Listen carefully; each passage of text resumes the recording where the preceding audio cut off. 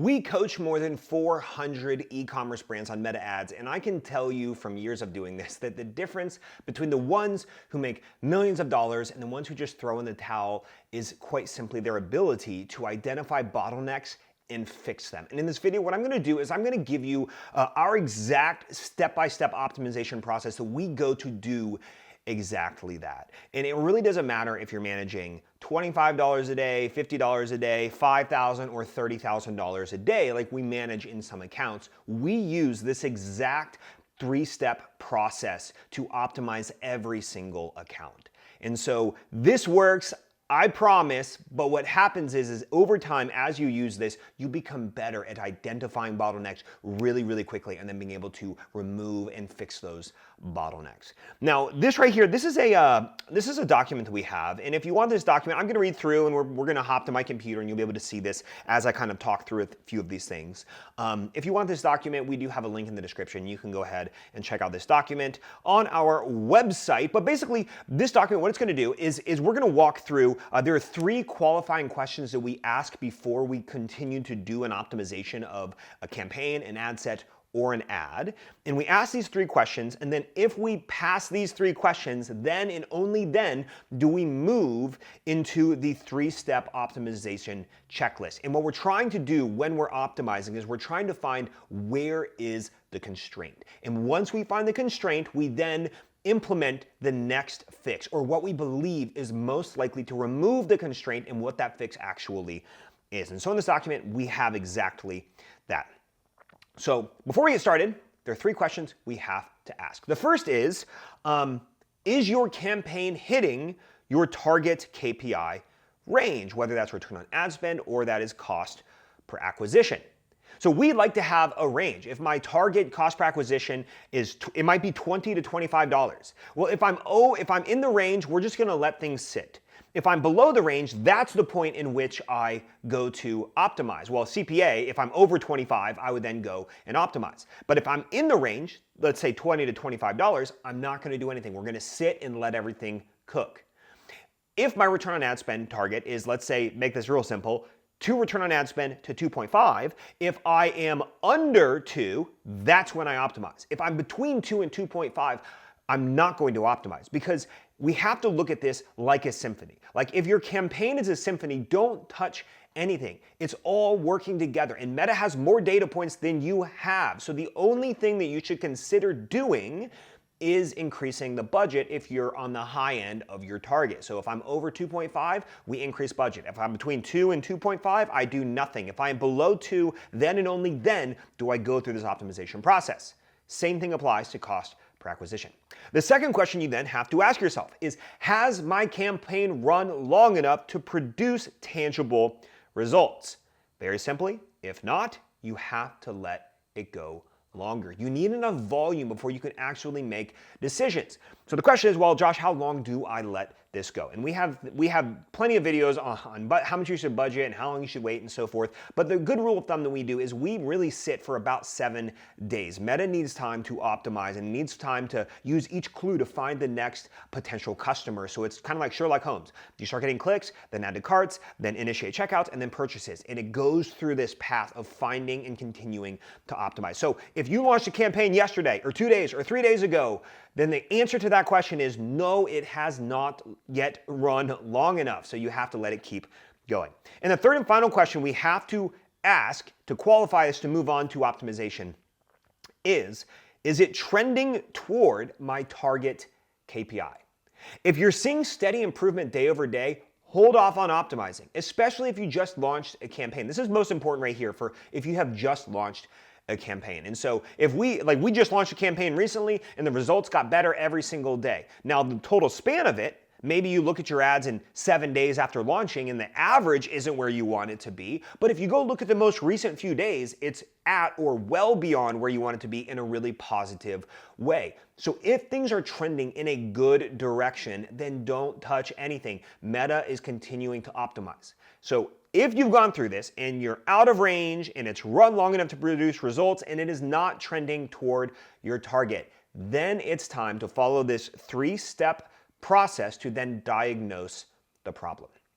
So let's go ahead, let's dive in, let's have a look at this. So step number one is my cost per unique link click under $1.50 or $1.50, £1.50, whatever your currency is? We generally see this apply across the board. Your cost per click affects everything downstream. If it's too high, there are things that you need to do to go and fix this. Because if your cost per click, like let's say is $4 or $5, it's going to be really hard to become profitable on $4 or $5 cost per click. So $1.50 or less is our target. Now there are a couple of industries that might be a little higher, sometimes supplements, sometimes skincare, and sometimes we see subscription boxes are a little bit higher in the maybe $2 to $3 range, but very, very rarely do we ever see a great performing account that is over $3 cost per click, even in those scenarios. So if you are in one of those industries, then you can be a little over $1.50, but we're still aiming for under $1.50. So this is the first thing. We have to basically figure out, are we getting stuck on the ads platform? If so, if your cost per click, let's say is $2 or $1.75 or $3, then there are two major fixes that are gonna solve this. And they're really about the only things that can solve this. The first one is you just need to test new products. Unique products, they sell themselves. We've seen plenty of really great unique products do incredibly well with what Josh Coffey would consider pretty mediocre ads. And so if you have a really good, the right product will sell itself. But if you're running to like a, Me Too product, like, hey, they sell mugs that say live, laugh, love, and I sell mugs that say live, laugh, love, and it's very commoditized, and then it's very hard to differentiate, and you're gonna struggle to become profitable. So we recommend that you run what's called a lo-fi or a low fidelity test to really identify those. If you don't know what those are, we do have a video on lo-fi testing. You can go ahead and find that in the description. So the first thing we go to is new products, because a new product, even if the creative or the ads aren't that great, is going to get a great cost per click and perform really well. The second fix, if you feel like, hey Josh, it's too early for me to know if the product is the issue. Like let's say I just launched and I haven't even I've run less than $1,000 to this product ever. If that's the case, then it might be too soon to determine that the product is actually the issue. So this is the point where we then move to the second fix, which is test new creatives. If a complete stranger saw your ad, would they instantly know what you're selling? If your product isn't like front and center, or maybe you're running a video and the video takes forever to get to the point and people don't even know what it is for the first 15 seconds, then clarify that, because clarity beats intrigue. And if creative is the issue, then we recommend running something called an ad lab. It's where you'll spend $3 testing each creative, and we'll go test a volume of creatives, and we'll find these outliers, and then we will cycle them in. I'm not covering that in this video. If you want that, we also have a link to that. All right, so let's assume that your cost per click is under $1.50. Yay, throw a party, we're good, check the box, and let's move on. And let's not test products, not test creative. We need to go to the next piece. And this is the second question you have to ask, is my cost per add to cart under 10% of my average order value? Basically, once someone clicks on your ad and they land on your website, are they enticed enough to buy your product, or at least add it to their cart? Because if people click, but they don't add to their cart, then there's something that's happening that's causing them to be interested from the ad, and then they land there, and then it's not what they thought. And there are some things that actually we will implement, and we do it in this order to fix this. Now, really quick, there is an important note that if you are running an aggressive offer for like first-time customers, for example, you might have a lower average order value. So like, let's say you have a $30 product and you're running a $10 off coupon. Well, that's gonna drop your average order value because you're giving $10 off. And so if that lowers your AOV up front, then the cost per added cart might be, it might look like a bottleneck, but it might be okay because the next metrics I'm gonna talk about after this will shake out to be good. So just kind of keep that in mind if you're running an aggressive front-end offer.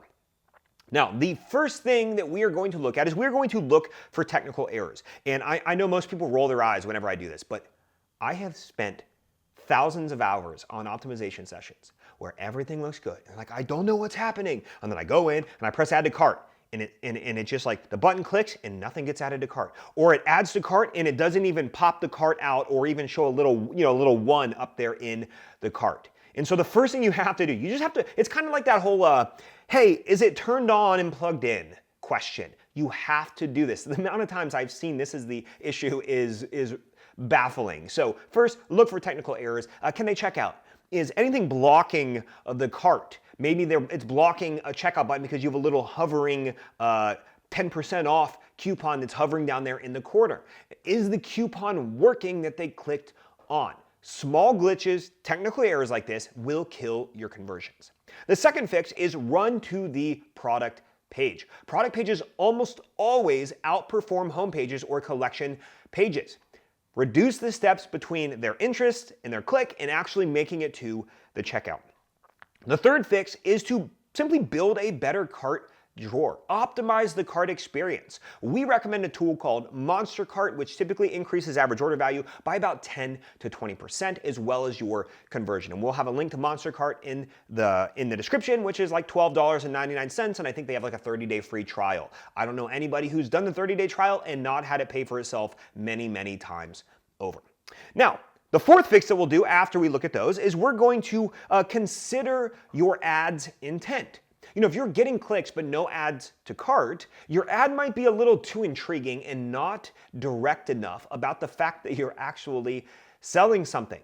If it looks like, you could have a video, this is really common with videos, where you have this video and it's really intriguing and then people think it's a tutorial, and so they click on the video and then they get there and like, oh, I have to buy something, and then they hit backspace. So really make sure that you check the ad intent. And if you have really lifestyle-y photos, these also can draw a lot of clicks because if you have a dog or a kid or a person on it, those generally draw a lot more intrigue than intent.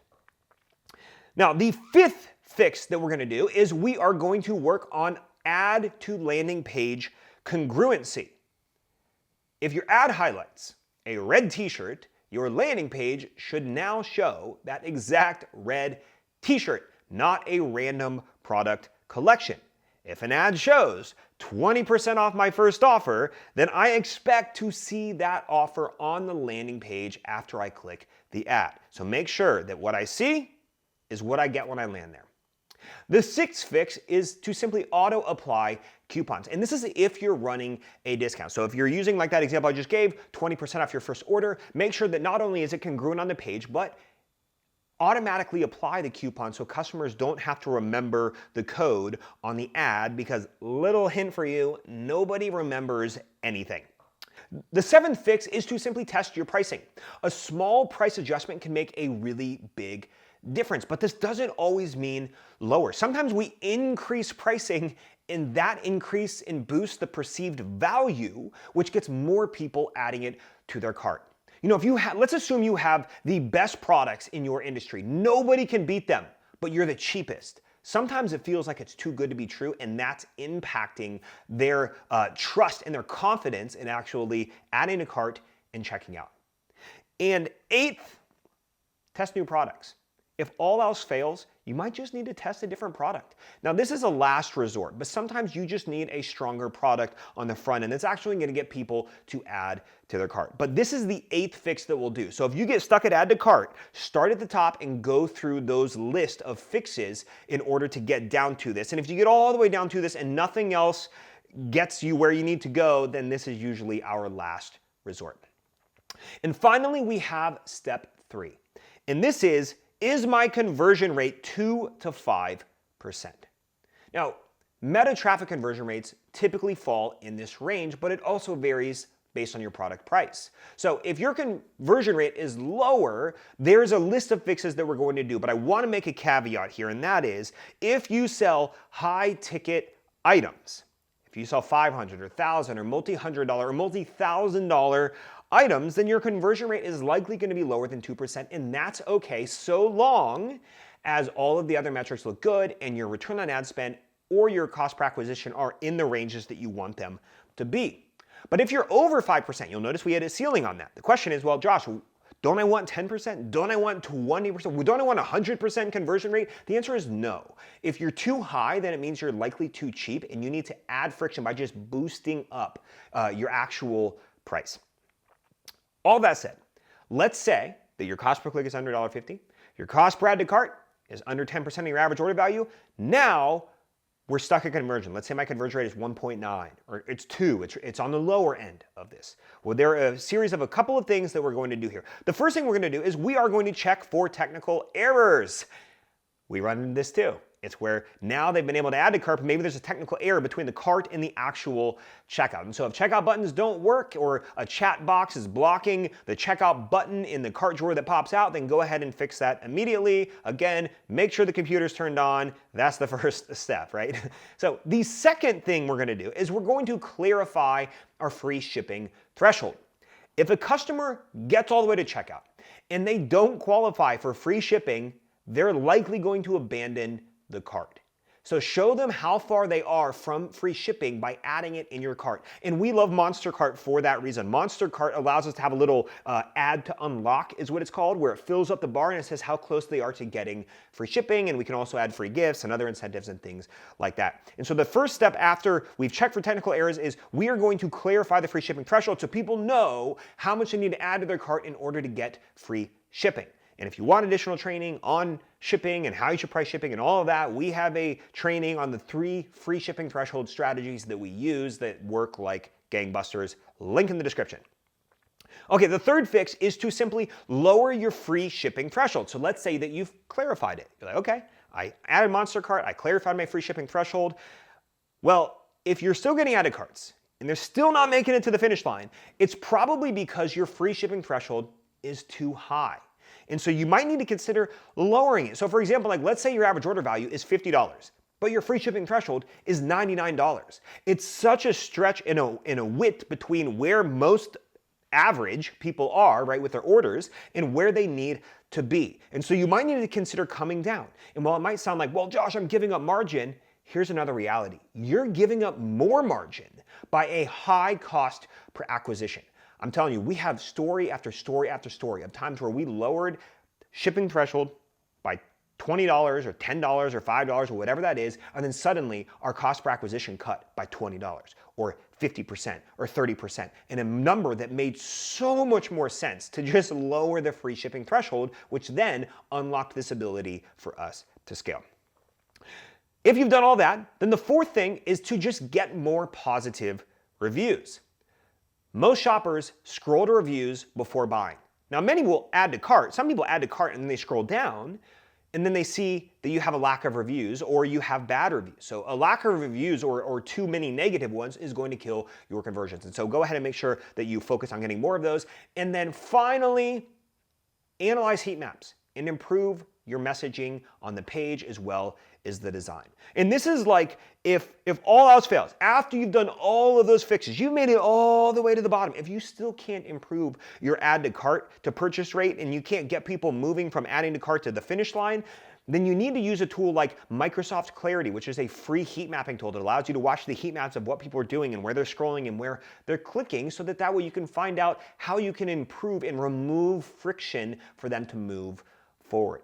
Because if they're hesitating at checkout, then you might have weak messaging. You might need to tweak the design of the page in order to get people to have confidence in their purchase. Now, if your meta ads aren't performing, don't guess.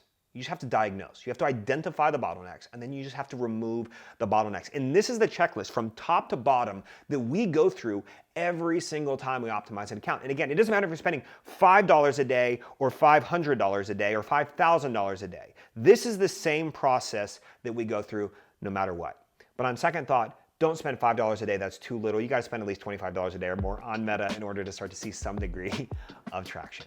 And so, number one, check your cost per unique link click. We want under $1.50. Number two, check your cost per add to cart. We want that under 10% of your AOV. And then number three, check your conversion rate. You want that between 2 and 5%. Unless you're high ticket, then it might be a little bit lower.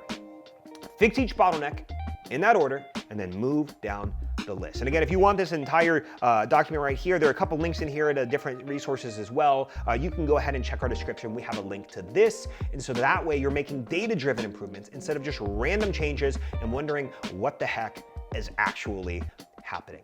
So let me know in the comments, what's the biggest challenge you're facing right now in your meta ads? Where do you believe that you're constraining in this? And inside of this, were there any like light bulb moments that kind of went off and you're like, oh, that's it. I see it right now. This is probably where I'm getting stuck. If you would, leave a comment below, as well as go ahead and subscribe to our channel for more content like this.